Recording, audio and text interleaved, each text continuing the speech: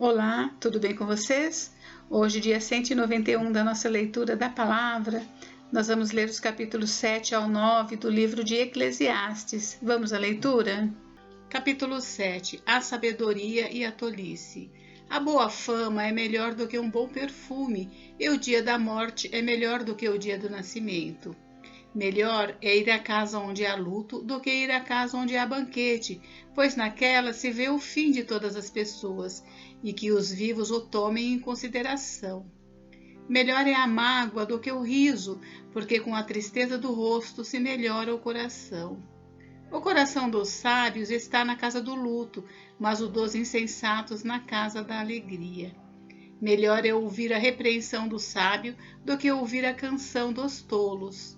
Pois como o crepitar dos espinhos debaixo de uma panela, assim é a risada dos tolos, também isto é vaidade. Certamente a opressão faz do sábio um tolo, e o suborno corrompe o coração. Melhor é o fim das coisas do que o seu princípio. A paciência é melhor do que a arrogância. Não se apresse em ficar irado, porque a ira se abriga no íntimo dos tolos. Nunca pergunte por que os dias passados foram melhores que os de agora, pois não é sábio fazer esta pergunta. Boa é a sabedoria havendo herança, ela é proveitosa para os que veem o sol.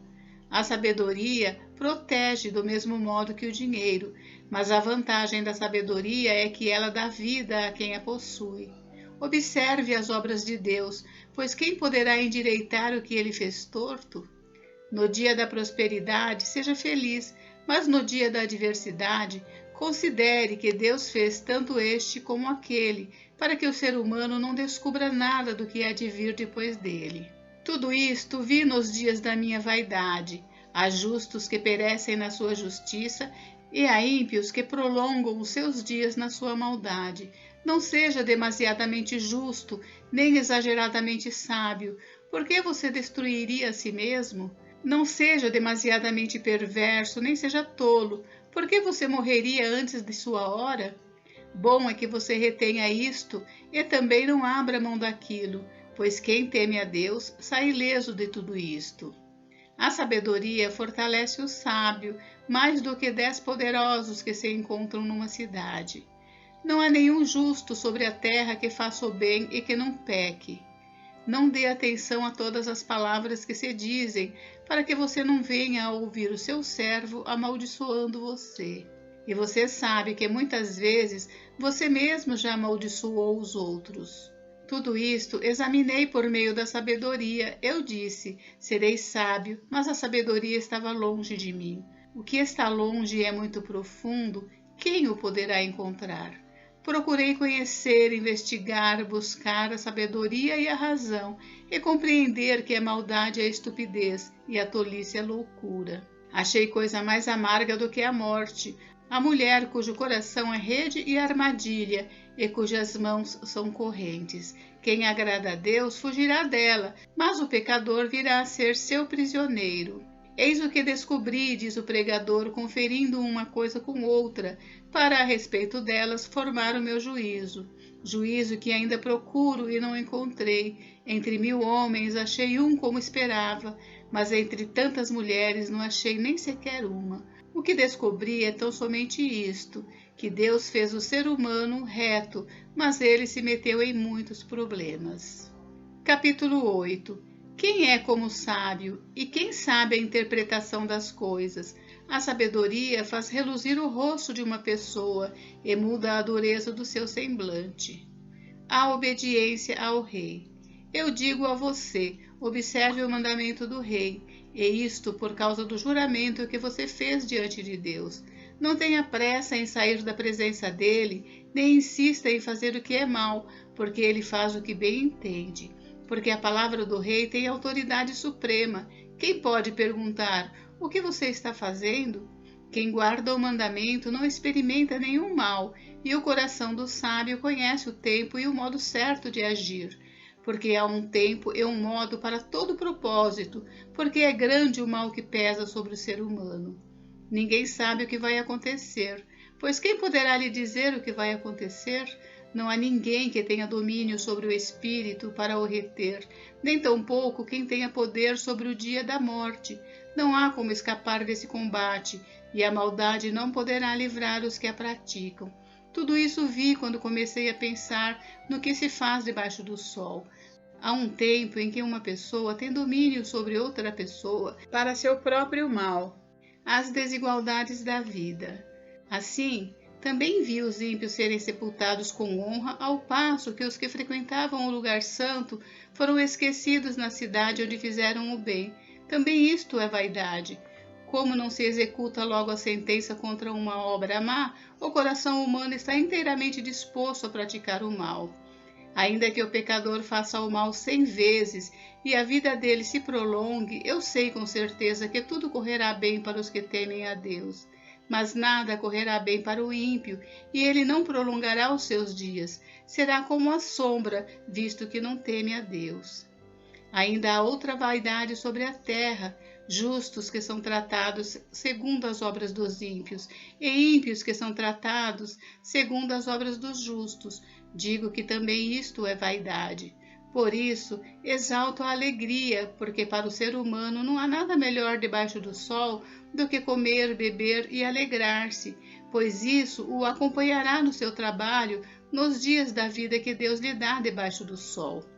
Quando me dediquei a conhecer a sabedoria e ver o trabalho que há sobre a terra, pois nem de dia nem de noite se consegue conciliar o sono, contemplei toda a obra de Deus e vi que o ser humano não pode compreender a obra que se faz debaixo do sol.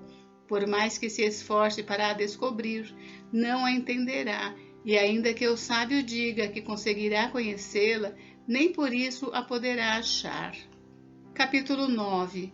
Tudo acontece igualmente com todos. Tenho refletido sobre todas estas coisas para chegar à seguinte conclusão: os justos e os sábios, com os seus feitos, estão nas mãos de Deus, e se é o amor ou se é ódio que está à sua espera, isso ninguém sabe. Ninguém sabe o que vai acontecer. Tudo acontece igualmente com todos. O mesmo acontece com o justo e com o ímpio, com o bom e com o mal, com o puro e com o impuro, com o que oferece sacrifícios e com o que não os oferece, com o bom e com o pecador, tanto com o que faz juramentos, como com aquele que tem medo de fazê-los. Este é o mal que há em tudo que se faz debaixo do sol. A mesma coisa acontece com todos. Também o coração das pessoas está cheio de maldade, está cheio de loucura enquanto elas vivem. Depois, rumo aos mortos. Para aquele que está entre os vivos, há esperança, porque mais vale um cão vivo do que um leão morto. Porque os vivos sabem que vão morrer, mas os mortos não sabem nada e não têm nenhuma recompensa a receber, porque a memória deles jaz no esquecimento. Amor, ódio e inveja, para eles já não existem mais. Eles estão afastados para sempre de tudo que se faz debaixo do sol. Portanto, vá e coma com alegria o seu pão e beba com prazer o seu vinho, pois Deus já se agradou do que você faz. Que as suas vestes sejam sempre brancas e que nunca falte óleo sobre a sua cabeça. Aproveite a vida com a mulher que você ama, todos os dias dessa vida fugaz que Deus lhe deu debaixo do sol, porque esta é a parte que lhe cabe nesta vida pelo trabalho com que você se afadigou debaixo do sol. Tudo que vier às suas mãos para fazer, faça-o conforme as suas forças, porque na sepultura, que é para onde você vai, não há obra, nem projetos, nem conhecimento, nem sabedoria alguma. Trabalhos sem recompensa.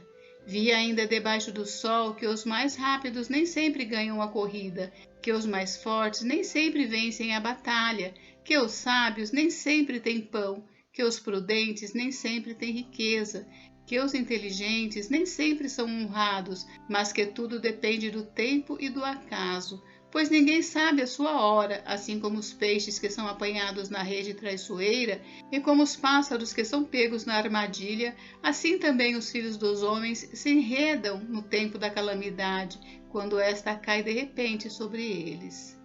Exemplo que ilustra esta verdade. Também vi este exemplo de sabedoria debaixo do sol, que me pareceu excelente. Havia uma pequena cidade onde moravam poucos homens. Um rei poderoso atacou a cidade e sitiou-a, Ele levantou contra ela grandes rampas de ataque. Nessa cidade se encontrava um homem pobre e sábio, que poderia ter livrado a cidade com a sua sabedoria. No entanto, ninguém se lembrou daquele pobre. Então, eu concluí que a sabedoria é melhor do que a força, mesmo que a sabedoria do pobre seja desprezada e as suas palavras não sejam ouvidas. As palavras dos sábios, ouvidas em silêncio, valem mais do que os gritos de quem governa entre tolos. Melhor é a sabedoria do que as armas de guerra, mas um só pecador destrói muitas coisas boas. Gente, encerramos por hoje, mas amanhã tem mais. Fiquem com Deus, Deus abençoe vocês. Até amanhã.